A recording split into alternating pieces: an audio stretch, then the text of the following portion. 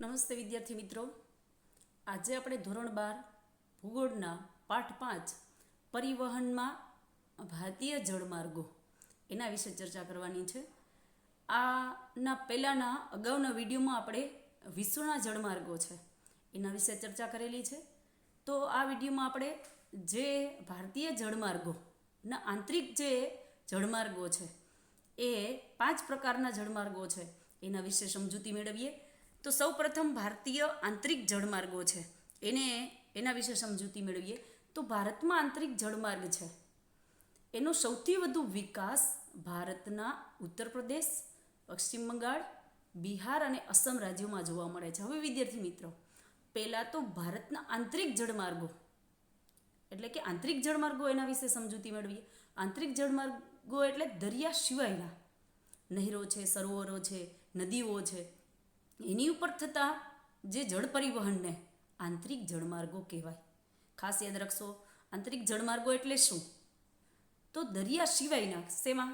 તો કે નહેરો, નદીઓ, સરોવરોમાં થતા જળ પરિવહનને આંતરિક અને દેશમાં જ, આંતરિક એટલે દેશમાં જ નહેરો, પછી સરોવરો, નદીઓ છે, એમાં થતા જે જળ પરિવહન છે એને આંતરિક જળમાર્ગ કહેવામાં આવે છે. તો આવા આંતરિક જળમાર્ગનો સૌથી વધુ આપણા દેશમાં કયા રાજ્યોમાં? તો કે ઉત્તર પ્રદેશ છે, પશ્ચિમ બંગાળ, બિહાર અને અસમમાં. હવે વિદ્યાર્થી મિત્રો, ઉત્તર પ્રદેશ છે, પશ્ચિમ બંગાળ, બિહાર, ગંગા નદી છે એ હિમાલયમાંથી નીકળી અને વધુ પડતા વિસ્તાર, ઉત્તર પ્રદેશના ઘણા બધા વિસ્તાર, ઘણા બધા શહેરો છે એને સાંકળી અને ત્યાંથી બિહાર અને પશ્ચિમ બંગાળ થઈ અને બંગાળની ખાડી છે એમાં ભળી જાય છે.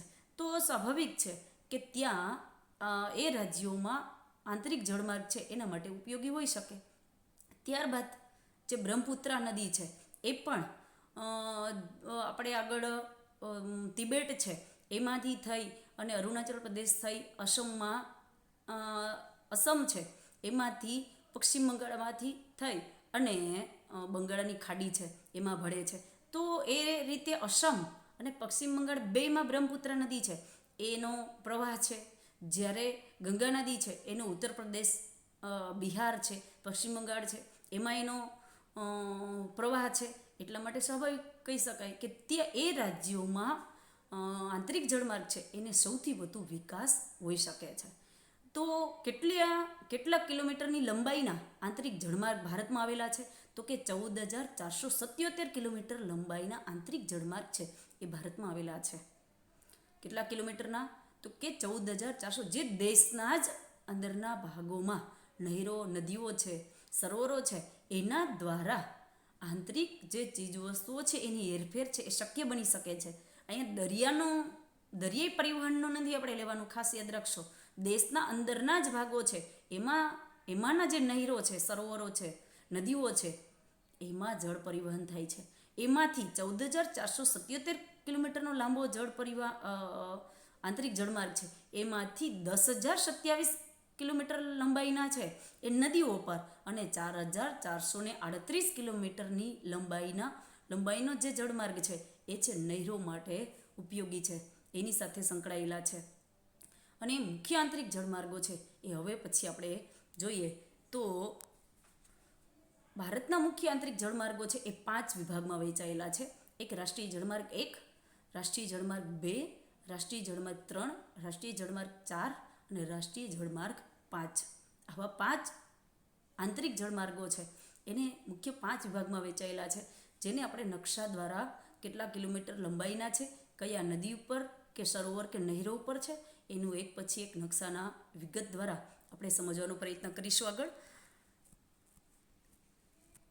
તો રાષ્ટ્રીય જળમાર્ગ 1 ગંગા નદીમાં હલ્દીયાથી અલ્હાબાદ સુધી જળવ્યવહાર થાય છે અને જેની લંબાઈ 1620 કિલોમીટર ધરાવે છે. હવે વિદ્યાર્થી મિત્રો, ખાસ તો તમારે જે તે જળમાર્ગ છે એ કયા નદી ઉપર અથવા કયા નહેર ઉપર એ સમજવાનું, એ યાદ રાખવાની ખાસ જરૂરિયાત છે. તો રાષ્ટ્રીય જળમાર્ગ 1 ગંગા નદીમાં જે પેલું બે સર્કલ કરેલા છે એમાંનું ઉત્તર પ્રદેશનું જે અલ્હાબાદ છે ત્યાંથી લઈ અને હલ્દીયા જે પશ્ચિમ બંગાળ છે એ રાજ્યોમાં છે તો અને બ્લુ કલરની જે લાઇનિંગ છે એ છે રાષ્ટ્રીય જળમાર્ગ એક, જે તમે અહીંયા આપણા દેશનો નકશો છે ત્યાં બતાવેલું છે. અને 2 સર્કલ કરેલો છે. એમાંનું જે મોટું સર્કલ છે એ છે અલ્હાબાદ, ઉત્તર પ્રદેશનું રાજ્ય અલ્હાબાદ, અને બીજું સર્કલ છે એ છે હલ્દિયા. આમ રાષ્ટ્રીય જળમાર્ગ એક ગંગા નદીમાં હલ્દિયાથી અલ્હાબાદ સુધી, અને કેટલા તો કે 1620 કિલોમીટરની લંબાઈ ધરાવે છે, જેને તમે અહીંયા નકશામાં બ્લુ કલરના જે લાઇનિંગ છે એ બતાવે છે રાષ્ટ્રીય જળમાર્ગ 1. હવે એના પછી આપણે જોઈએ રાષ્ટ્રીય જળમાર્ગ 2. તો રાષ્ટ્રીય જળમાર્ગ 2 છે એ છે બ્રહ્મપુત્રા નદીમાં. તો બ્રહ્મપુત્રા નદી છે એ આપણે, મેં તમને કીધું, હિમાલયમાંથી નીકળી અને તિબેટમાં સ્તાંગપોના નામે ઓળખાય છે. ત્યારબાદ અરુણાચલ પ્રદેશ છે એમાં પ્રવેશે છે. ત્યાંથી અસમમાં વળાંક, અરુણાચલ પ્રદેશ છે એમાં યુ આકારનો વળાંક લઈ અને અસમમાં પ્રવેશે છે. અને ત્યાંથી પશ્ચિમ બંગાળમાંથી થઈ અને બ્રહ્મપુત્રા નદી અને ગંગા નદી એ બંને નો પ્રવાહ ભેગો થાય છે, જે પદ્માના નામે ઓળખાય છે. અને ત્યાંથી એ આગળ બંગાળાની ખાડીમાં ભળે છે. તો ઘણી એ પણ લાંબી નદી છે. તો એ રીતે બ્રહ્મપુત્રા નદી છે એ અસમમાં યુ આકારનો, અરુણાચલ પ્રદેશમાંથી પસાર થઈ અને અસમમાં યુ આકારનો વળાંક લઈ અને પશ્ચિમ બંગાળમાં, તો ત્યાં એનું જે નદીઓ છે એનું ઊંડાણ વધુ છે, એટલા માટે ત્યાં જળમાર્ગ માટે ઘણું ઉપયોગી છે.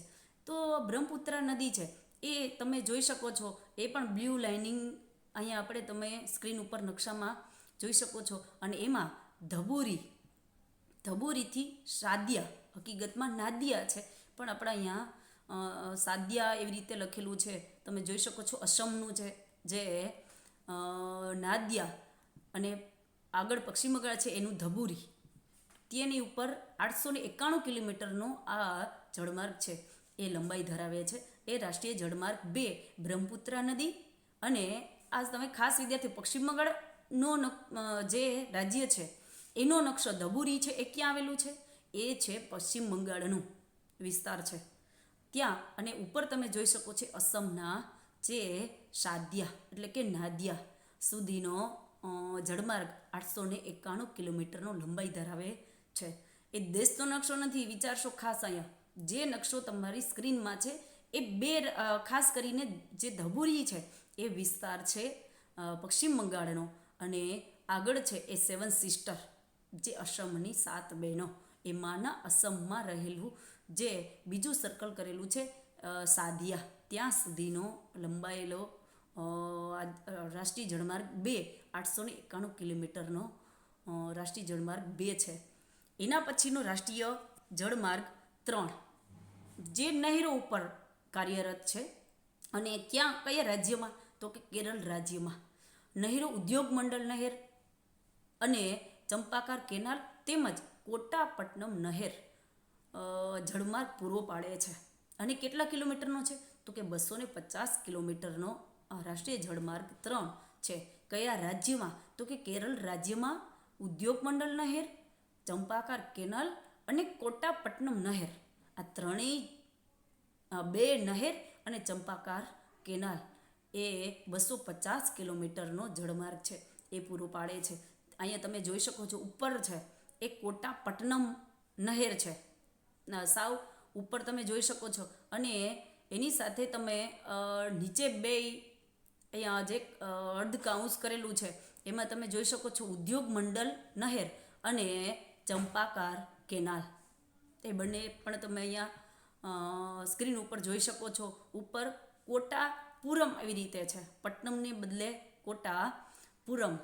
તો કોટાપટ્ટનમ નહેર, ઉદ્યોગ મંડળ નહેર અને ચંપાકાર કેનાલમાં કાર્યરત રાષ્ટ્રીય જળમાર્ગ 3 250 કિલોમીટરનો રાષ્ટ્રીય જળમાર્ગ 3 છે એ છે. અને ક્યાં છે? તો કે કેરળ રાજ્યમાં. એટલે યાદ રાખશો વિદ્યાર્થી મિત્રો, રાષ્ટ્રીય જળમાર્ગ 1, રાષ્ટ્રીય જળમાર્ગ 2 એ બંને નદી, ગંગા નદી પર રાષ્ટ્રીય જળમાર્ગ 1, રાષ્ટ્રીય જળમાર્ગ 2 છે બ્રહ્મપુત્રા નદી. જ્યારે રાષ્ટ્રીય જળમાર્ગ 3 છે એ નદી નહીં પણ નહેરો, ઉદ્યોગ મંડળ નહેર, કોટાપટ્ટનમ નહેર અને ચંપાકાર કેનાલ સાથે સંકળાયેલો અને 250 કિલોમીટરનો એ જળમાર્ગ છે. એના પછીનો રાષ્ટ્રીય જળમાર્ગ 3નું આપણે 4નું જોઈએ તો એ ગોદાવરી અને કૃષ્ણા નદીમાં 1028 કિલોમીટર લાંબો જળમાર્ગ જે કાકીનાડા, પોંડિચેરી શહેર તથા કાલુવેલી સરોવર પર બનેલ છે. અહીં આપણે જે કાકીનાડા છે એ પોંડિચેરી શહેરમાં આવેલ છે અને સરોવરનું નામ છે કાલુવેલી સરોવર. એની ઉપર 1028 કિલોમીટરનો લાંબો જળમાર્ગ છે. અહીંયા તમે સ્ક્રીનમાં જોઈ શકો છો એ જે રાષ્ટ્રીય જળમાર્ગ 4 છે એ બ્લુ કલરની જે લાઇનિંગ અહીંયા બતાવેલી છે એ છે રાષ્ટ્રીય જળમાર્ગ 4. એમાંના જે વિસ્તાર છે ઉપર તમે કાકીનાડા જે ક્યાં આવેલ છે પુડુચેરી શહેરમાં અને નીચે તમે જોઈ શકો છો કાલુવેલી સરોવર.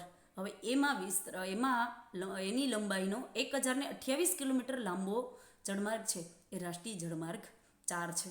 ફરી પાછું ગોદાવરી અને કૃષ્ણા નદી છે એમાં આવેલ કાકીનાડા જે પોંડિચેરી શહેરમાં આવેલ છે અને કાલુવેલી સરોવર એની ઉપર કાર્યરત છે, એની સાથે સંકળાયેલો અને કેટલા કિલોમીટર લાંબો તો કે 1028 કિલોમીટર લાંબો રાષ્ટ્રીય જળમાર્ગ છે.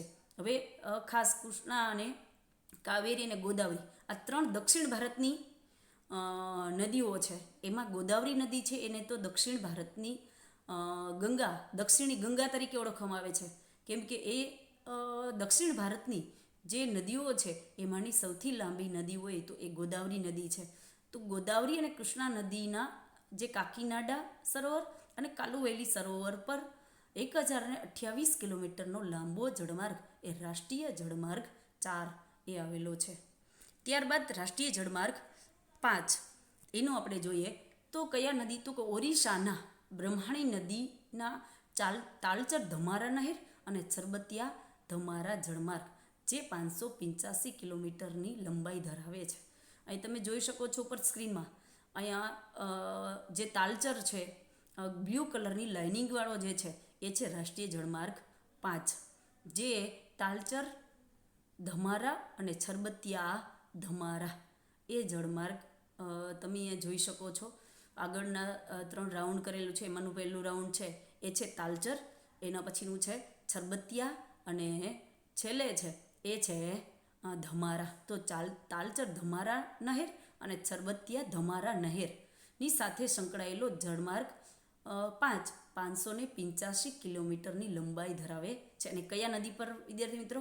ઓડિશાની જે બ્રહ્મણી નદી છે એની સાથે સંકળાયેલ બંને નહેરો છે તાલચર ધમારા અને છરબતિયા ધમારા નહેર ઉપર 585 કિલોમીટરની લંબાઈ ધરાવતો રાષ્ટ્રીય જળમાર્ગ 5 છે એ આવેલો છે. તો આ રીતે વિદ્યાર્થી મિત્રો આપણે ભારતના આંતરિક જળમાર્ગો છે એના વિશેની સમજૂતી મેળવી છે. તો એને તમે ખાસ યાદ રાખશો. નકશામાં પણ ઘણી વખત આપણને પૂછી નાખે છે. Thank you.